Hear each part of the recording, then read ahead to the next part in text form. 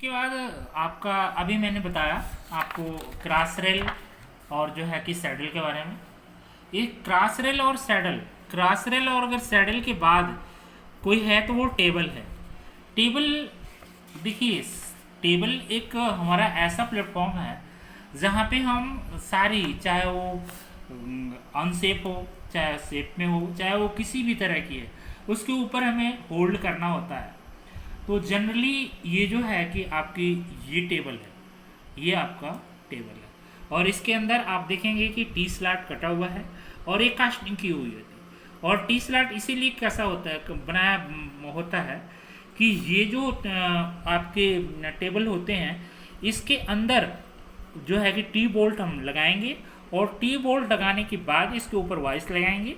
Vice लगाने के बाद इसके ऊपर जो है कि हम किसी जॉब को होल्ड कर देते हैं। अगर ऐसा नहीं करेंगे तो ये जो रैम आएगा उसको छीलते हुए निकलेगा, वो नहीं हो पाएगा, फिर ये बाहर निकल जाएगा। तो ये सारी जो है कि डिस्क्रिप्शन ऑफ पार्ट्स रहे। डिस्क्रिप्शन ऑफ पार्ट्स के बाद आपके जो पॉइंट्स हैं वो आते हैं हमारे टाइप्स ऑफ सेपर। ये जो टाइप्स ऑफ सेपर आप देखिए, काम के अनुसार हमने अभी तो हमने सेपर क्या है, सेपर से हम किस तरह के काम करते हैं और सेपर की गति क्या होती है। लेकिन यहाँ पर टाइप्स ऑफ सेपर में according to ram driving to mechanism जो ये सेपर चलते हैं ड्राइविंग के अनुसार कितने तरह के होते हैं। अब यहाँ पे देखिए, पहला है हमारा क्रैंक सेपर। जो क्रैंक सेपर होता है वो क्या है, ये रॉकर आर्म के द्वारा जो है रेसिप्रोकेटिंग गति कराई जाती है। आपको बताया था कि रॉकर आर्म लगा हुआ है, बुल गियर है, उसके बाद पिनियन है और उसके बाद आपकी जो भी मोमेंट मोटर से मिलती है वो एक सर्किल बनाते हुए मूव करती है।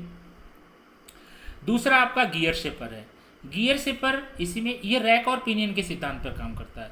देखिए यहाँ पे गति दोनों रेसिप्रोकेटिंग ही देंगी, गति दोनों जो है वो आपका आगे पीछे का ही होगा, लेकिन जो इनकी मैकेनिज्म है, जो चलने का तरीका है वो चेंज हो जाएगा। तो आपका जो गियर टाइप है वो रैक और पिनियन पे काम करेंगे, दूसरे उसके बाद रॉकर आर्म पे काम करेंगे।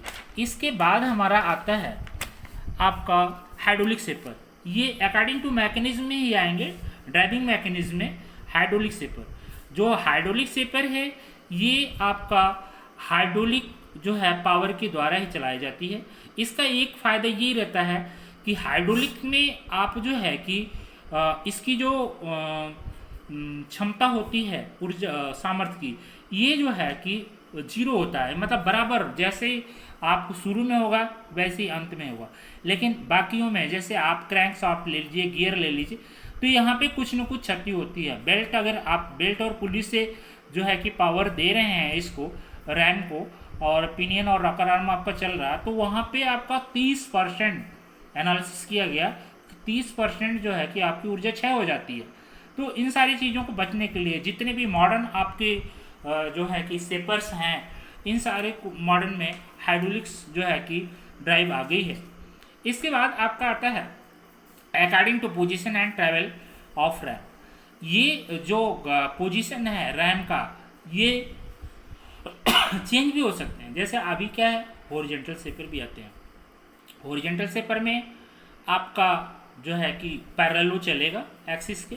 दूसरा आपका वर्टिकल सेपर है। वर्टिकल सेपर में ये क्या करेगा, ये आपके वर्टिकल सेपर में ये ध्यान रखना होता है कि इंटरनल किसी गोल सरफेस के अंदर, चाहे वो कीवे हो, चाहे वो स्लॉट हो, चाहे वो स्प्लाइन है, चाहे वो चाबी गार्ड है, कि कोई भी अगर उस अंदर के काम को करना है सेपर मशीन पे, तो वर्टिकल सेपर यूज किया जाता है। और ये वर्टिकल सेपर में एक खासियत और होती है कि उसके रैम को हम 10 डिग्री तक मोड़ भी सकते हैं, 10 डिग्री तक हम एंगल में मोड़ भी लेते हैं। इसको कीटी सीटर्स के भी नाम से, हम वर्टिकल सेपर को की सीटर्स के नाम से भी जानते हैं। इसके बाद हमारा आता है ट्रैवलिंग हेड सेपर।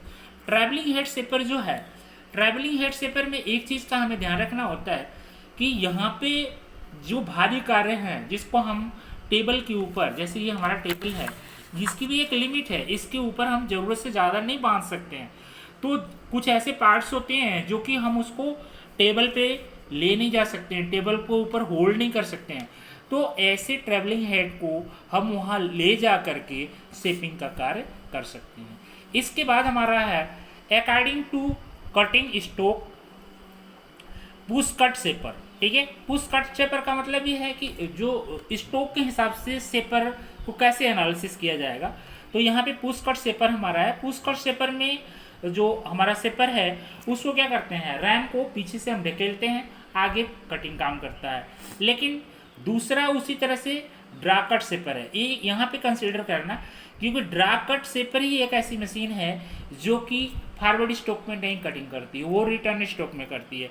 तो कभी कभी आपसे पूछा जाता है कि कोई ऐसा शेपर है जो कि रिटर्न स्टॉक में काम करता है, तो वो पुश ड्रा कट शेपर आती है। इसके बाद हमारा आता है आपका according to design of table. Table की जो डिज़ाइन है उसके ऊपर हम कौन कौन से शेपर यूज करते हैं। उसके बाद हमारा आता है प्लेन और स्टैंडर्ड शेपर। प्लेन और स्टैंडर्ड शेपर का मतलब है जनरली जो वर्कशॉप में हम शेपर यूज करते हैं वहाँ पे हम इस तरह के शेपर यूज कर लेते हैं। जो है कि टेबल, लेकिन यूनिवर्सल शेपर, यूनिवर्सल देखो मशीन शॉप में आप अगर इन कर गए तो यूनिवर्सल शब्द जहाँ पे आ गया वहाँ पे बी केयरफुल हो जाओ। यूनिवर्सल का मतलब ही है कि वो सारे मशीनों का कॉम्बिनेशन है, प्रॉपर अलग अलग शेपर है, इस पर स्लॉट कट रहा है, इस पे ग्रू कट रहा है, इस पे सरफेस बन रहा है, इस पे कंटूर सरफेस बन रहा है, इस पे कोई भी यानी ऑपरेशन हो रहे हैं, वो स्पेशल शेपर उसी के लिए बना हुआ है। लेकिन जहाँ पे यूनिवर्सल होगा वहाँ पर यूनिवर्सल में टेबल को आप किसी भी तरह से, चाहे टेबल को आप एंगल में मूव कर दो, अप डाउन कर लो, किसी जो है कि रैम को सेट कर लो, रैम को एंगल में मूव कर दो, मतलब सारे काम आप इससे कर सकते हैं। तो यहाँ पर इस चीज़ को कंसिडर करना है। इसके बाद आपका आता है size of shaper. Size of shaper क्या है, साइज ऑफ शेपर में आप ध्यान रखना कि ये जो रेंज ऑफ रैम है, रैम का range he size of shaper होता है। शेपर अब जो स्पेसिफिकेशन मशीनों की होती है तो कई चीज़ें आपको कंसिडर करनी पड़ती है कि कोई भी मशीन आप ले रहे हैं तो उसका रैम कितना है, तो कितना टोटल ज़्यादा से ज़्यादा रैम इसका मूव कर सकता है। तो ज़्यादा से ज़्यादा अगर रैम मूव कराना है तो बेसिकली हमारा 175 से लेकर के 900 mm तक आते हैं। ये है रैम 175, इसका रैम आगे पीछे जो है ये 175 mm से शुरुआत हो जाएगा और 900 mm तक के जाते हैं ये। तो कहने का मतलब ये है कि इसका जो स्टार्टिंग पॉइंट है और जो एंड पॉइंट है वो दोनों के बीच की डिस्टेंस 900 mm होगी। इसके बाद स्टॉक पे ही नहीं निर्भर करती है, आप इसको कितना क्रॉस में चला सकते हैं, कितना अप डाउन चला सकते हैं, कितनी इसकी स्पीड होती है। तो ये सारे जो शेपर का साइज आप लेंगे तो इन सारी चीज़ों को कंसीडर करना पड़ेगा। इसके बाद हमारा आता है डिफरेंट शेपर मैकेनिज्म। जो शेपर के अंदर काम आप जो मैंने बोला था अभी कि कॉलम के अंदर जो मैकेनिज्म काम कर रहा है वो मैकेनिज्म किस तरह का है और कैसे किस बेस पे वो काम कर रहा है, तो ये सारी चीज़ों का चर्चा मैं नेक्स्ट वीडियो में करूँगा। बाकी आशा करता हूँ कि ये जितनी भी आपको वीडियो में समझाया गया है और वो चीज़ें आपको समझ में आई होगी। Thank you.